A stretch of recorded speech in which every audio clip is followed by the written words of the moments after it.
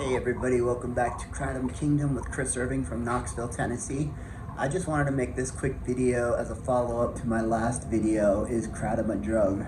I got a lot of hate comments about that video saying leave it alone, it's not a drug, and I didn't mean to insinuate it that it was a bad drug like heroin or opiates or anything like that. I'm just saying that technically it falls under the characteristic of a drug because it does bind to your opiate receptors, which is what drugs do in your brain, and it causes a mild euphoria, it causes pain relief, but I don't think there's anything wrong with it as a drug. I mean, Tylenol's a drug, caffeine's a drug, and we have the right to put whatever we want in our bodies. I agree with that 100%, and I also say that Kratom is more of a medicine than a drug. I would call it a medicine. It's definitely my medicine because I live with chronic pain, chronic anxiety, and chronic depression. And using Kratom has really changed my whole life and made it better.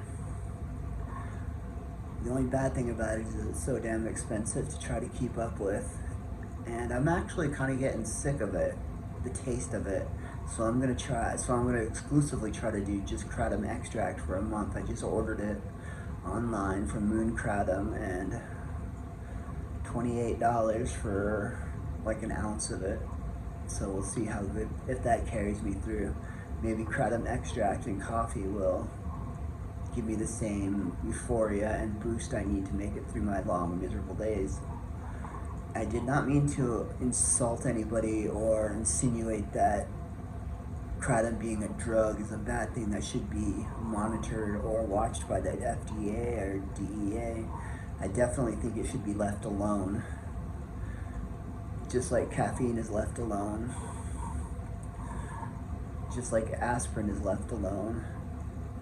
It's really wrong for people for the DEA to want to reclassify Kratom as a level 3 narcotic or whatever they want to do it as. I really think that Kratom is sent from whatever you believe, if it's God or what, but it's definitely a plant that has saved my life.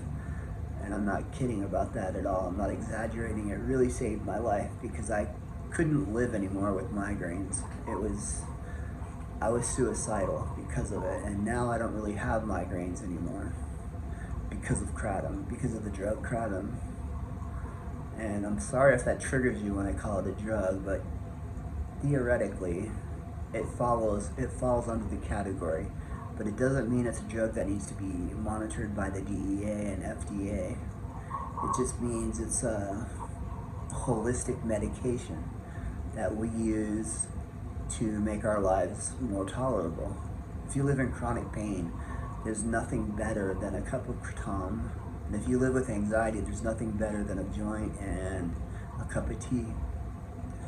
That's all I got for you all. I just wanted to apologize if I offended anybody by calling Kratom a drug. It is what it is, and I am who I am. So I hope you guys like and subscribe. I would really like to blow this channel up.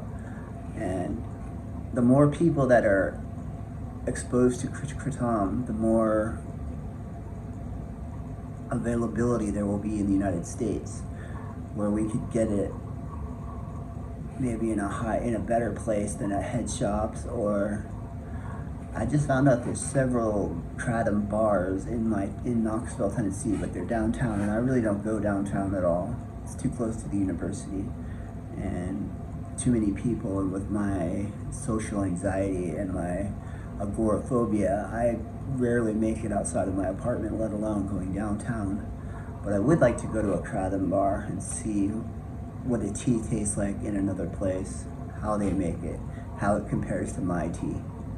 So anyway, y'all have a really good weekend, and I will talk to you next week. Peace out.